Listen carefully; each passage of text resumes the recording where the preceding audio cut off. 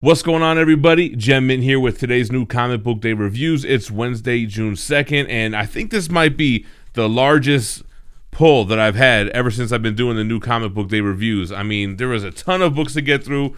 It's a late night for me, but I'm going to try to go through this as spoiler-free as possible. Before we get started, make sure you subscribe to the channel, hit the notification bell. We are giving away a Spider-Man premium format at 125,000 subscribers, and all you got to do is be subscribed and leave a comment on this video. Stay tuned until the end, and I'll give you more details on the giveaway. But we got to give a huge shout out to our sponsor, cheapgraphicnovels.com. You see all the omnibus and collected editions behind me? Well, this is where you can get them for up to 50% off. Great packaging, fast shipping, and excellent customer service. They also have a bargain bin where you can get titles up to 90% off. If you mention this channel in the memo at checkout for your first order, your next order will have free shipping if you're in the United States. We're going to start with the digital books this week. I did read the final issue of Family Tree by Jeff Lemire. He's joined by Phil Hester, Eric Gapster, and Ryan Cody. It was okay. I mean, I was kind of let down with this series. I felt like it started really strong. It only lasted 12 issues, and they kind of just wrapped it up with a nice little bow on top 5 years later, kind of tying it back with the whole nobody really dies or the world never really ends. You just revert back into something else and turn into trees. I don't know. It was all right. I'm actually reading Jeff Lemire's Sweet Tooth right now, and it reminds me a lot of Sweet Tooth. Like the art style is similar, even though it's a different creative team, different artists. But Family Tree was just okay. Then we have Nocterra, issue 4. This is by Scott Snyder, Tony S. Daniel, and Tomeu Mori. Nocterra is pretty good, man. So Nocterra is also post-apocalyptic. They're in the big PM. For whatever reason, the sun went out and it's always dark, which has caused mutations that they call shades. So you have these shade plants, animals, and humans. So we're getting some backstory on the characters here. I want to say her name is Val with her brother M. I think that's what they're called. It takes me a few issues, but then I do start to remember their names. A little bit of backstory, like what happened with their parents when they changed into shades. What happened with the brother? Did they take the brother's route and pray that somebody opened the door, the good door, to rescue them, or did they just wait for the bad door with the parents to come through and kill them? So it was a kind of interesting story. Pretty solid series so far. So let's jump into the Dynamite books. I started with Bettie Page, The Curse of the Banshee, issue 1 by Stephen Morey and Jethro Morales.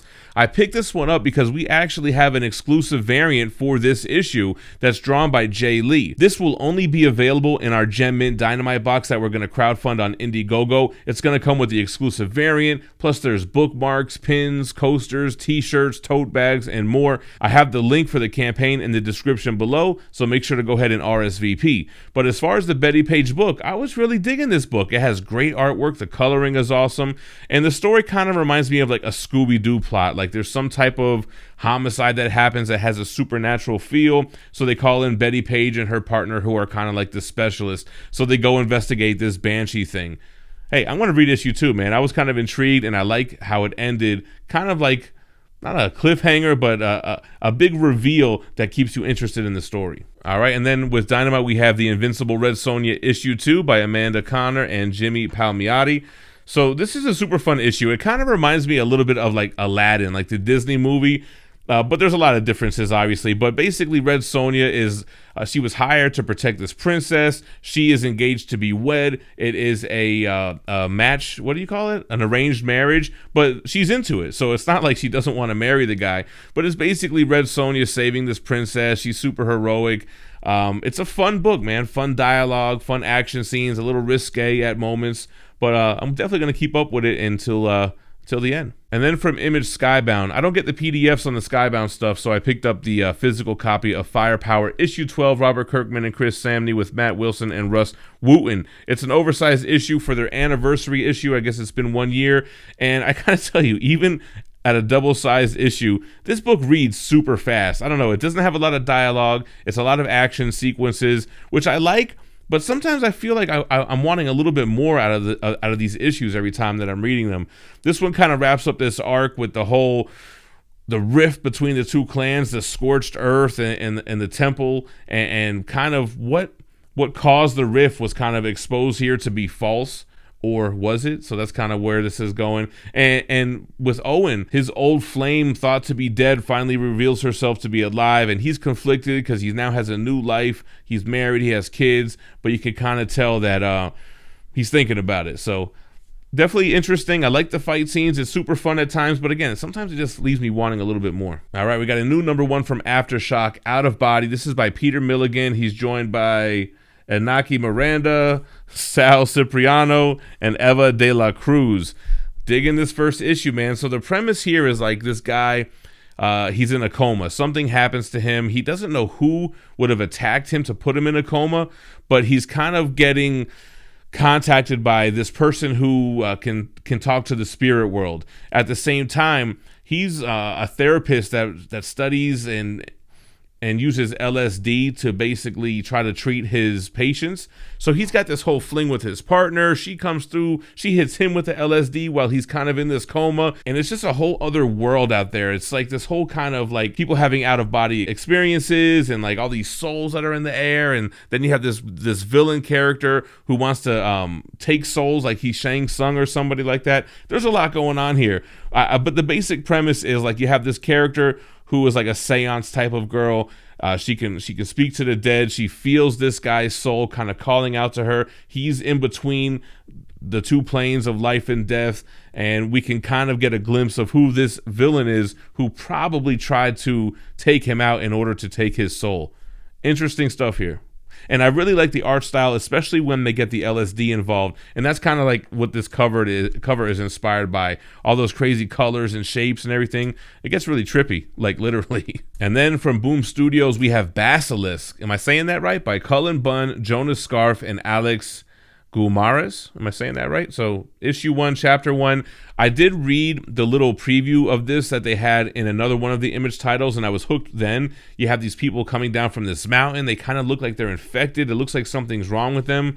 And in this story, it's not like a zombie story, but it seems like these people have been given these superpowers, but they're like crazy, like different than what you would expect when you talk about superpowers. Like you have this woman who has to cover her eyes, and when she lifts her veil, it's almost like a Cyclops power, but it shines like this blue light into the whole room. It causes her eyes to bleed.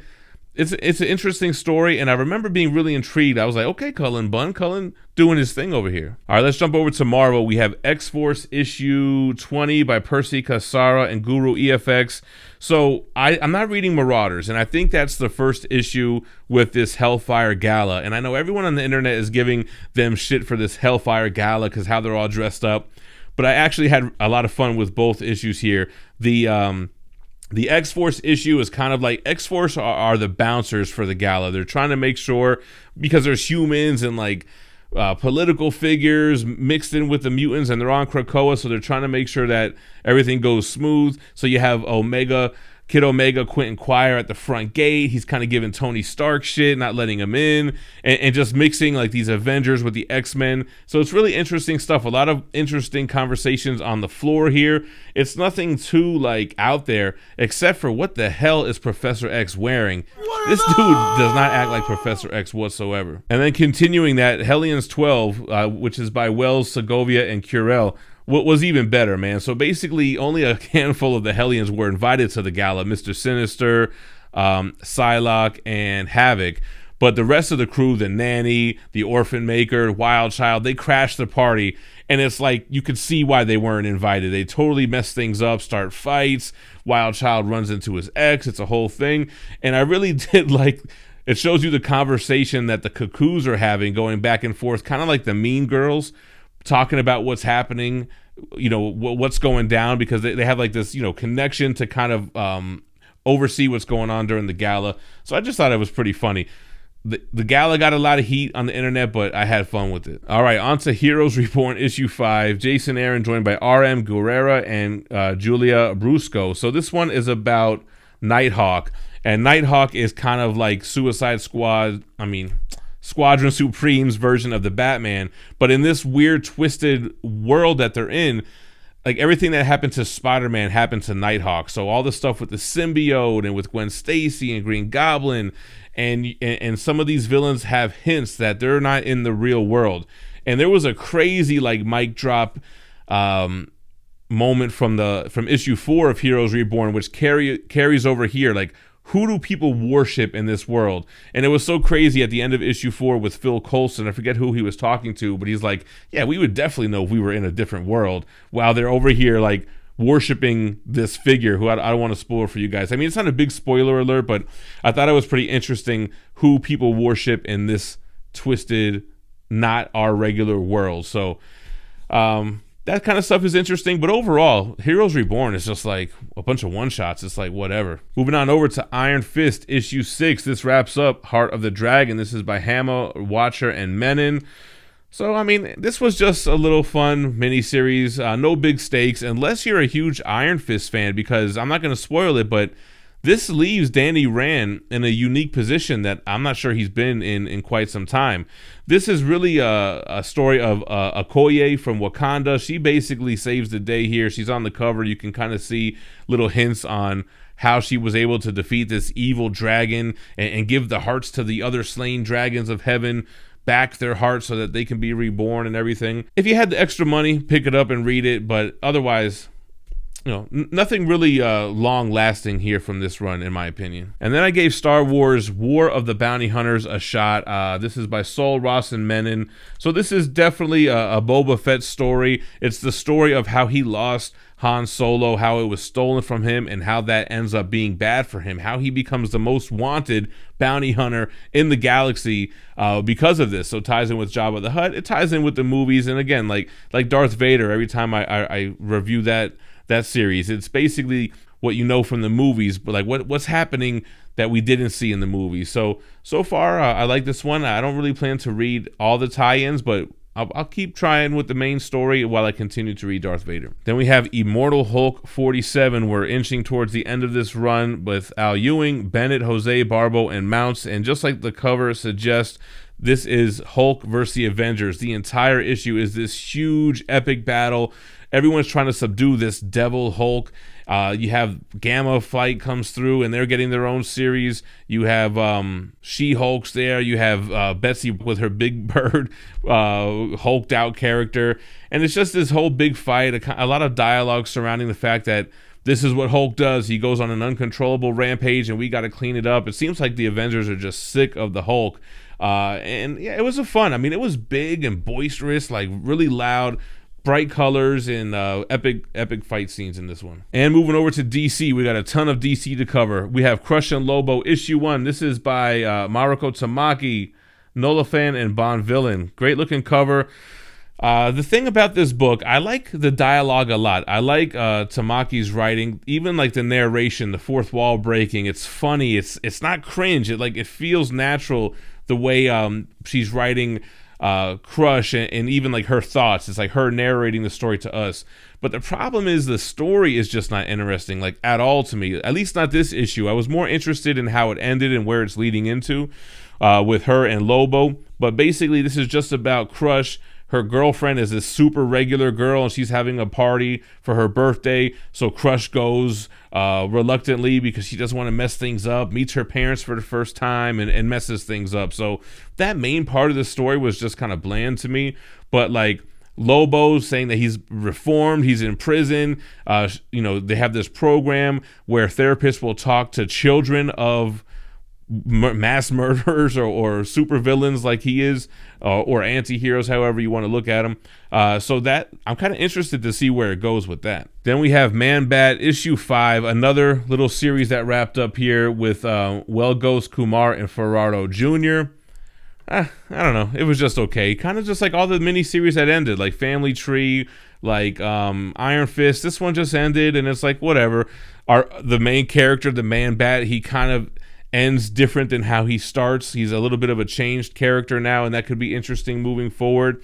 But I didn't really like the Batman stuff in here. Batman under the Scarecrow poison, just acting really out of character. I mean, on purpose, but it was just okay. All right, then we have the next Batman, Second Son, issue 3 of 4. This is by Ridley, Foreman, Morales, Ratman, and Locus. Yo, not feeling this at all. For a Batman book, there is not one panel of Batman in this entire book, literally at all. Not even Jay says the future state Batman, not even his brother Tim. Is it Tim Fox? Luke Fox. Luke's not even Night, whoever, Batwing. There's not one panel of Batman. It's a drama. It's just this drama about about Lucius Fox family. Lucius Fox seems super out of character. This is basically like telling Jace's story about this punk rich kid, Sweet 16 type of millionaire kid, flying in private jets, and hey, turn around the jet and go to this other party. Like, really? That's what you were doing? Like, this book was not for me, man. Then we have Justice League 62 by Bendis. He's joined by Marquez and Placencia. I did not read Justice League Dark by Ron V. Yeah, I like the Justice League story. I've been digging what Bendis has been doing with it. It's fun. They're on this other planet. And man, I had these characters' names in my head. I just read this and now I can't remember it. Anyway, they're on the home planet of Naomi. They're fighting this main character, this champion of this planet who has vowed to find a habitable planet for them to all move into. We find out why their planet got destroyed, who's responsible for it, and kind of why this planet is affecting the Justice League powers in certain ways. So it's a fun issue. Another big fight issue. There's going to be a couple more of those too. This week felt like you had series that ended and issues that were just big fight scenes. And then I guess it's considered DC Black Label, but we have Batman Catwoman issue 5 by Tom King, Clay Mann, and Tamu Mori. I like this issue, man. I definitely liked it. There's a lot going on. There's like 3 different timelines we're looking at here. We're looking at this timeline where Catwoman is pissed off at Batman. She's just getting super drunk at this bar. She wants to steal something. Batman comes to rescue, save the day. And that's going on. Then you have the scenario where Catwoman is with the Phantasm, and the Phantasm hunting down Joker sympathizers, and Catwoman not really sure if she's wanting to stop the Phantasm. So that's going on. And then you have this storyline way in the future where like an old woman, Catwoman, Harley Quinn is pissed, and she comes to confront her and everything like that. So like a couple of different things going on here. All right, then we have Swamp Thing. This is issue 4 out of 10 by Ron V, Perkins, and Spicer. The thing about Swamp Thing is you're going to get dope-ass artwork. Great artwork here, showing the green, showing Swamp Thing, and kind of the way they correlate, like what a leaf looks like compared to like a river, and I don't know, just how everything is, you know what I'm saying. So anyway, this is basically this new Swamp Thing. He's in the green. His girlfriend, she gets stuck in there as well, and she's talking to this other monster in the green. Swamp Thing interacting with Alec Holland, or the memory of him, and learning that the green kind of stores the memory, like every story from every Swamp Thing that he can access and check back into. So that was pretty cool.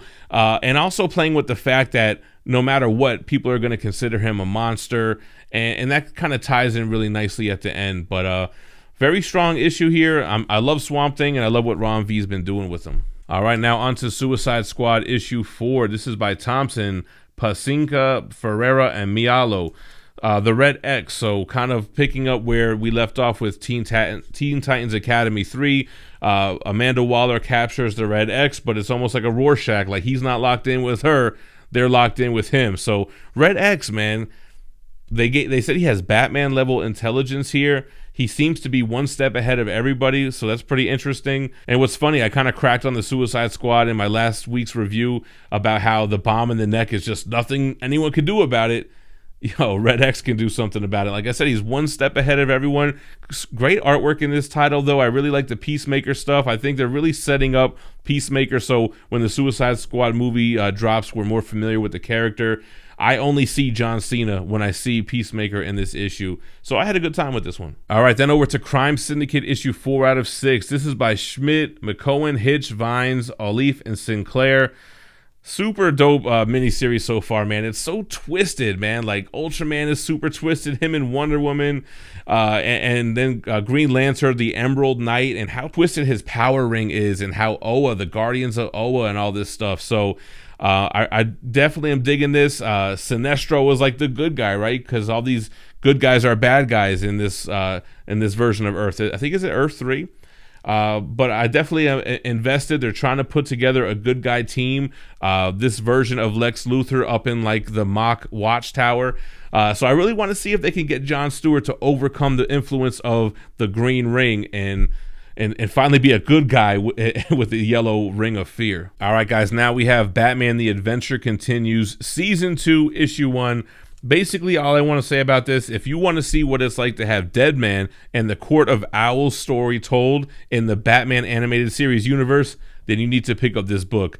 Super cool to see these characters like how they would have looked in 1993, getting not really so much a retelling or origin of the Court of Owls yet, but you know what's coming. We get the court, we get Talons, and super fun issue for sure. Oh, and I forgot to mention, this is by Burnett, Dini, Templeton, and Kubina. All right, then we have Batman issue 109 by James Tynion IV, George Jimenez, and Maury. This is also featuring a Ghostmaker backup story, but Ghostmaker was a part of the main story. I really like the interaction with Ghostmaker and Harley. Is he trying to seduce her? Is she trying to seduce him? They're chilling up in his ghost cave, which is like a ghost penthouse in the sky.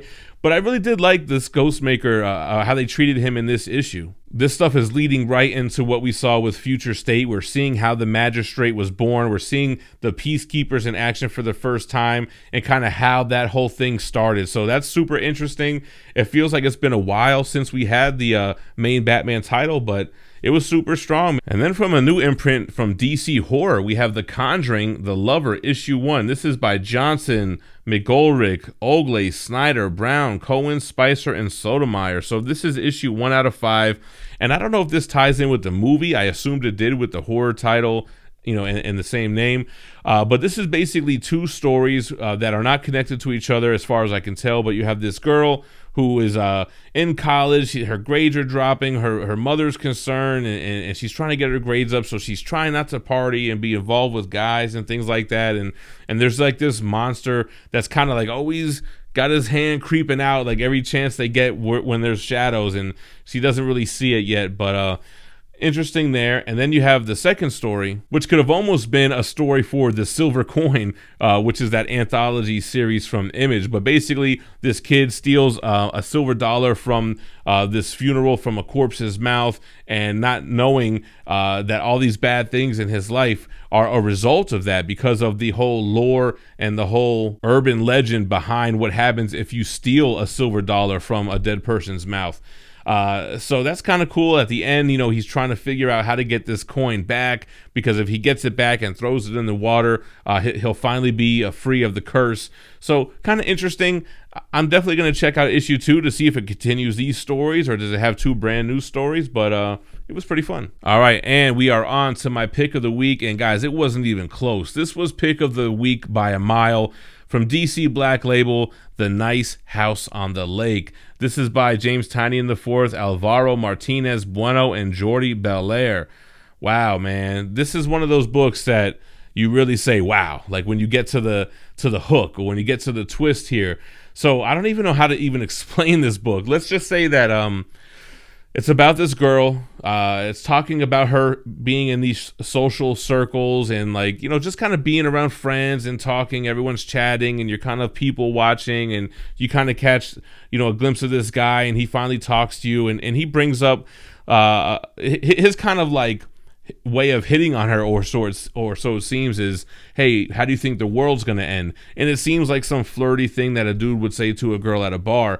But it ties in, you know, later, and it shows how basically this guy ends up inviting this group of people to this very nice house on the lake. It's like a millionaire house. It's kind of like the house from Batman's house, or Bruce Wayne's house in the Justice League, how Affleck has like that house on the lake, right? So anyway, so everyone's gathered in this house, and you kind of just get like a little synopsis of who everybody is, how this person met them, like when did he meet them, when did he decide that he was going to invite them or choose them, as it says here. And then there's this huge hook at the end. I don't want to spoil it because it'll give away the whole thing, but amazing issue. The art style was great. When they were showing the house, it almost looks like it was shots of a real house that they just like cartoonized. But it was super clean, fun, interesting book. Great dialogue. It had me hooked the whole time. It had me interested. And then again, the end was just something I had no idea was coming. So man, I told you those were a lot of books. I feel like I went through a lot of them pretty quickly, but there was a lot of books to get through. Let me know what your pick of the week was in the comments down below. Make sure that you come back on Friday, where I go over my top 10 books with spoilers with Rock and Robbie from Pop Culture Philosophers. Like I said, we're giving away this Spider-Man premium format statue by Sideshow. All you got to do is be subscribed and leave a comment on this video and any other video where I promoted the giveaway. We're actually moving pretty quickly towards 125K now. So once we hit the milestone during our live streams, I'll pick a random video where I promoted the giveaway and use a random YouTube comment generator to draw a worldwide winner. As always, I appreciate you guys watching, but don't go anywhere. Check out last week's new comic book day reviews because it seems like, I don't know, YouTube had maintenance that day. It seems like the video went super slow, and the top 10 from last week. So check out both of those videos if you missed them, and stay minty fresh. Peace.